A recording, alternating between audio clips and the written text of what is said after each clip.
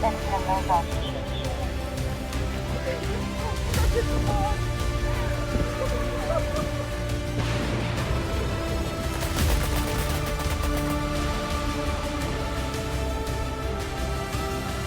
50 दिन में 50% कब्जा, सीक्रेट रिपोर्ट में ट्रंप खलनायक।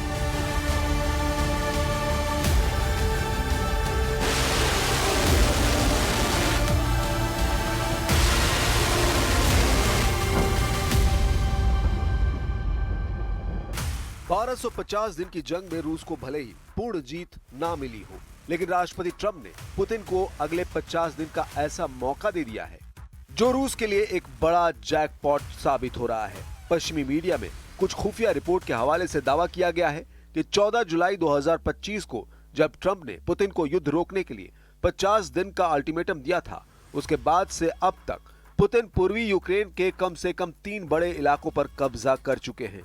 दावा किया जा रहा है कि पूर्वी यूक्रेन और पूरे यूक्रेन पर भीषण हवाई जमीनी हमले करने के बावजूद ट्रंप ने अब तक रूस पर बेहद सख्त प्रतिबंध नहीं लगाए हैं। इधर यूक्रेन के राष्ट्रपति जेलेंस्की एक तरफ अमेरिका और दूसरी तरफ नेटो और पश्चिमी देशों से हथियार मिलने में ही हो रही देरी से बेहद खफा हैं। दावा किया जा रहा है कि पूर्वी यूक्रेन के पोक्रोवस्क शहर पर रूस का कब्जा हो चुका है। यानी एक तरफ ट्रंप के 50 दिन के अल्टीमेटम का फायदा रूस उठा रहा है, तो वहीं दूसरी तरफ यूक्रेन तेजी से अपने इलाके हारता जा रहा है। सबसे पहले आप ये जान लीजिए कि ट्रंप के 50 दिन के अल्टीमेटम पर अमेरिकी मीडिया में अब रूस के फायदे को लेकर क्या दावे किए जा रहे हैं।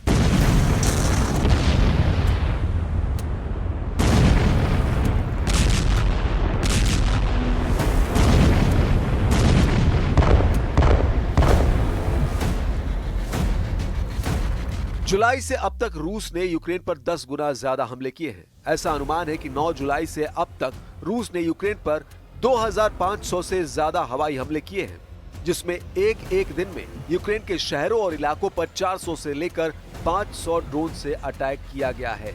जबकि रूस ने बैलिस्टिक मिसाइलों से भी यूक्रेन में भारी तबाही मचाई है। वहीं ट्रंप को लग रहा था कि उनके अल्टीमेटम देने से पुतिन घबरा जाएंगे और युद्ध रूस हार जाएगा। जरा देखिए कैसे ट्रंप के 50 दिन के फॉर्मूले की धज्जियां पुतिन उड़ा रहे हैं। राष्ट्रपति डोनाल्ड ट्रंप ने 14 जुलाई 2025 को कहा था कि अगर पुतिन 50 दिनों के भीतर या 2 सितंबर तक युद्ध समाप्त करने से इनकार करते हैं तो रूस को कठोर प्रतिबंधों का सामना करना पड़ेगा।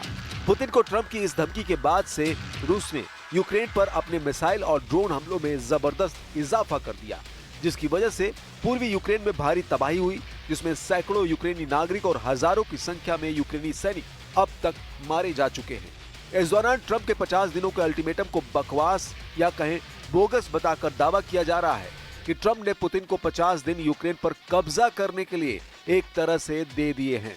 अब राष्ट्रपति डोनाल्ड ट्रंप ने व्लादिमीर पुतिन को दी गई 50 दिनों की युद्ध विराम की समय सीमा को कम करने की बात कही है, ताकि पुतिन के तूफानी हमलों को रोका जा सके। ट्रंप रूस पर दूसरे राउंड के कठोर प्रतिबंध लगाने की तैयारी में जुट गए हैं।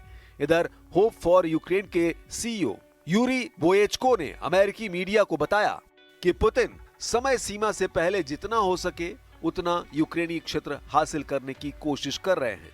हम आपको बता दें, ट्रंप और नेटो महासचिव मार्क रूट के साथ व्हाइट हाउस में हुई बैठक के दौरान ट्रंप ने मॉस्को के प्रति अपनी नाखुशी व्यक्त की और चेतावनी दी कि अगर 50 दिनों में कोई समझौता नहीं हुआ तो रूस के साथ व्यापार करने वाले देशों पर 100% टैरिफ लगाया जाएगा। इधर युद्ध अध्ययन संस्थान यानी ISW ने 25 जुलाई को कहा कि रूसी सेना ने शायद यूक्रेन के पोक्रोवस्क के उत्तर पूर्व में नोवोइकोनामिचने पर कब्जा कर लिया है, ताकि डोनेस्क क्षेत्र में रसद केंद्र को घेरने की कोशिश की जा सके, जिससे उन्हें नीपर की ओर से पश्चिम की ओर बढ़ने में मदद मिल सके। अमेरिकी थिंक टैंक का दावा, रूसी सेनाएं खार्किव क्षेत्र में कुपियांस्क के उत्तर पश्चिम में भी आगे बढ़ी हैं, जिसका उद्देश्य शहर को घेरना और वहां यूक्रेन की आपूर्ति क्षमता को जटिल बनाना है। अमेरिकी थिंक टैंक का यह भी अनुमान है कि रूसी राष्ट्रपति पुतिन अब यूक्रेन के सुमे, खार्किव और नीपर के कुछ हिस्सों पर कब्जा करने पर ध्यान केंद्रित कर रहे हैं, जिन्हें बाद में फर्जी जनमत संग्रह के जरिए रूस का हिस्सा होने का दावा किया जा सकता है।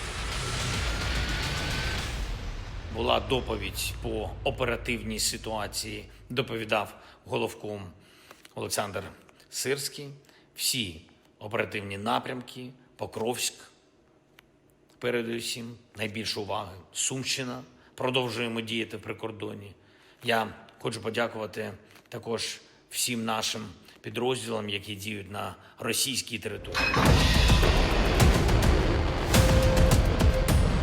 रूस पिछले 10 दिनों से यूक्रेन पर बहुत तेज रफ्तार से हमले कर रहा है। दावों के मुताबिक रूस इस वक्त ईरान निर्मित शाहिद 136 ड्रोन, इस्कंदर एम मिसाइलों, सुखोई सीरीज के लड़ाकू विमानों, TU सीरीज के बमवर्षकों से बेहद सटीक हमले यूक्रेन पर कर रहा है। यूक्रेन का दावा है कि रूस ने नए इलाकों को इसलिए निशाना बनाना शुरू कर दिया है ताकि यूक्रेन की अग्रिम सुरक्षा पंक्ति को तोड़ा और भटकाया जा सके। कुछ खबरों में दावा किया गया है कि पुतिन के आदेश पर रूसी सेना की छोटी छोटी टीमों को यूक्रेन पर हमला करने के लिए भेजा गया है। 4 और 2 पहियों वाली बाइकों से रूसी सेना यूक्रेन के नए इलाकों में तेजी से हमले कर रही है, जिसकी वजह से यूक्रेन के सामने समस्या ये हो गई है कि रूसी सैनिकों की छोटी हमलावर टीमों को मारने में बहुत ज्यादा हथियार और सैनिकों की जरूरत पड़ रही है। रूस की इसी खूनी रणनीति को देखते हुए अमेरिका और फ्रांस भी रूस से सीधी जंग की तैयारी में जुट चुके हैं और इसीलिए अमेरिका ने ऐलान कर दिया है कि हमने यूक्रेन को हथियार सप्लाई शुरू कर दी है, जिसे रोका गया था। जरा अमेरिका से आई इस खबर को देखिए। अमेरिकी अधिकारियों ने रॉयटर्स और एसोसिएटेड प्रेस को बताया कि अमेरिका ने यूक्रेन को तोपखाने के गोले और मोबाइल रॉकेट आर्टिलरी मिसाइलों की आपूर्ति फिर से शुरू कर दी है। डोनाल्ड ट्रंप ने दावा किया उन्हें नहीं पता कि पिछले हफ्ते शिपमेंट को रोकने का आदेश किसने दिया था।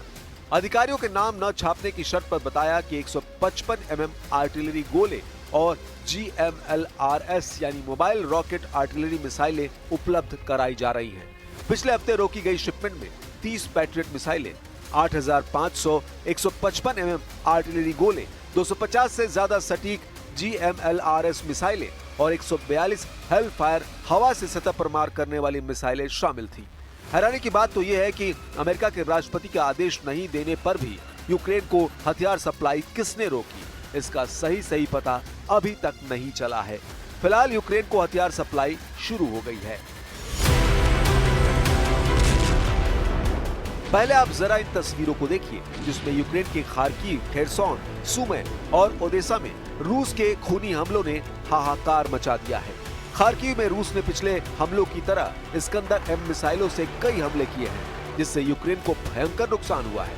7 दिन पहले रूस ने जब ओडेसा पर हमला किया था तो दुनिया ने ऐसी खौफनाक और दर्दनाक तस्वीरें देखी कि लोगों का कलेजा कांप गया।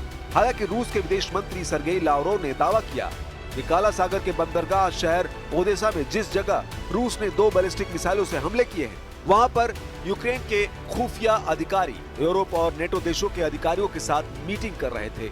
इस हमले पर रूस ने दावा किया कि उसके हमले में ओडेसा में मौजूद 66 सैन्यकर्मी मारे गए थे, जो आम यूक्रेनी जनता को ढाल बनाकर इमारत में खुफिया मीटिंग कर रहे थे। रूस ने इन हमलों से साबित कर दिया था कि यूक्रेन की तरफ से यूरोपीय देशों ने रूस के खिलाफ सीधी जंग शुरू कर दी है। अब हम आपको बताते हैं कि रूस के राष्ट्रपति पुतिन के बेहद करीबी रूसी सुरक्षा परिषद के उपाध्यक्ष दिमित्री मेदवेदेव ने यूरोप और यूक्रेन को लेकर क्या जंगी चेतावनी दी है। रूस के पूर्व राष्ट्रपति दिमित्री मेदवेदेव ने अप्रैल 2005 में ही यूरोपीय देशों को सीधी चेतावनी दी थी। दिमित्री ने धमकी देते हुए कहा है कि यूक्रेन में मौजूद यूरोपीय शांति सैनिकों को रूसी सेना ताबूत में भेजेगी। दिमित्री मेदवेदेव ने यह धमकी फ्रांस की राजधानी पेरिस में अमेरिकी और फ्रेंच अधिकारियों की बैठक के बाद दी है। दावा किया जा रहा है पेरिस, लंदन और बेल्जियम में हुई यूरोपीय देशों की मीटिंग में रूस के खिलाफ खुली जंग की बात कही गई है। इसी को लेकर रूस यूरोपीय देशों पर बुरी तरह से भड़का हुआ है। ब्रिटेन और फ्रांस के नेतृत्व में करीब 15 यूरोपीय देश यूक्रेन में अपने सैनिकों को भेजने पर राजी होते दिख रहे हैं। इसलिए रूस ने चेतावनी दी है कि वो यूक्रेनी धरती पर किसी भी पश्चिमी सैन्य उपस्थिति को बर्दाश्त नहीं करेगा। दिमित्री मेदवेदेव ने पुतिन की तरफ से यूरोपीय सेना को चेतावनी दी है कि यूक्रेन की जमीन पर मौजूद एक भी यूरोपीय सैनिक जिंदा नहीं बचेगा। रूस हर यूरोपीय सैनिकों को मारकर ताबूत में बंद करके भेज देगा। यानी इस वक्त रूस यूक्रेन को कब्रिस्तान बनाने में जुटा है, तो वहीं यूरोपीय सेना को ताबूत में भेजने का ऐलान कर रहा है।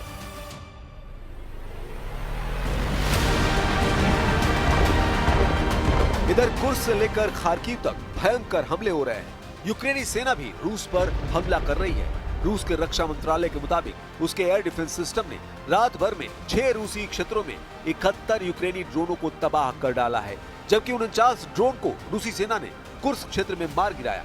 रूसी सेना के 1.5 लाख सैनिक, 3000 टैंक और 5 ब्रिगेड इस वक्त यूक्रेन पर चारों तरफ से हमले कर रही है।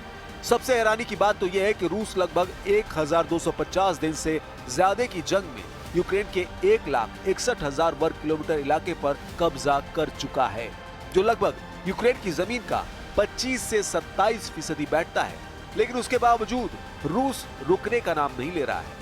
रूस ने यूक्रेन में मौजूद अमेरिका और यूरोप के एयर डिफेंस सिस्टम को चुन चुनकर मारना शुरू कर दिया है। रूसी हमलों की इन ताजा तस्वीरों को देखिए। रूस तोपखाना यूक्रेनी सेना के 221 मोर्चों पर अंधाधुंध हमले कर रहा है। 44 सेकंड के इस वीडियो में दावा किया गया है कि यूक्रेन के खार्किव, डिप्रापेट्रोव्स्क, खेरसोन में रूसी सेना के हमलों से भारी तबाही हुई है। दावे तो यहाँ तक किए जा रहे हैं कि यूक्रेन के 15 प्रांतों पर 30 दिन से रूस के हमलों में 10 गुना तक बढ़ोतरी हुई है। रूस के प्रचंड हमलों को देखकर कुछ वॉर एक्सपर्ट डंके की चोट पर दावा करने लगे हैं कि ट्रंप पुतिन के खूनी हमलों पर आंखें मूंदे बैठा है और एक तरह से यूक्रेन के खिलाफ ट्रंप की सरकार की गद्दारी को साबित करता है। हम आपको ग्राफिक और तस्वीरों के जरिए दिखाते हैं कि इस वक्त यूक्रेन की राजधानी कीव समेत यूक्रेन के 15 प्रांतों पर रूस किस तरह से कैसे हमले कर रहा है। इधर जमीन पर रूसी सेना तेजी से पूर्वी यूक्रेन, मध्य यूक्रेन और दक्षिणी यूक्रेन के इलाकों पर कब्जा कर रही है। कुर्स्क इलाके से रूसी सेना ने पैदल सेना और टैंकों से हमले बेहद तेज कर दिए हैं। उत्तर कोरिया के सैनिकों के साथ मिलकर रूसी सेना ने पूर्वी यूक्रेन में कुर्स्क के इलाकों से हमले किए हैं। लगभग 238 मोर्चों से यूक्रेनी सेना भाग चुकी है। एक रिपोर्ट के मुताबिक यूक्रेन के लगभग 27% इलाकों पर रूसी सेना कब्जा कर चुकी है। यूक्रेनी इंटेलिजेंस ने भी दावे किए हैं कि रूस कीव पर बहुत बड़ा हमला कर सकता है। यूक्रेन के सुमे में 2 रूसी हवाई हमलों में 2 दर्जन से ज्यादा लोग पिछले 24 घंटे में मारे गए हैं। कुल मिलाकर अब हालात ये है कि ट्रंप का 50 दिन का जंगी फॉर्मूला यूक्रेन के साथ साथ अमेरिका और नेटो पर भी भारी पड़ने लगा है, जबकि पुतिन पूरे पूर्वी यूक्रेन पर कब्जा करने में जुटे हैं।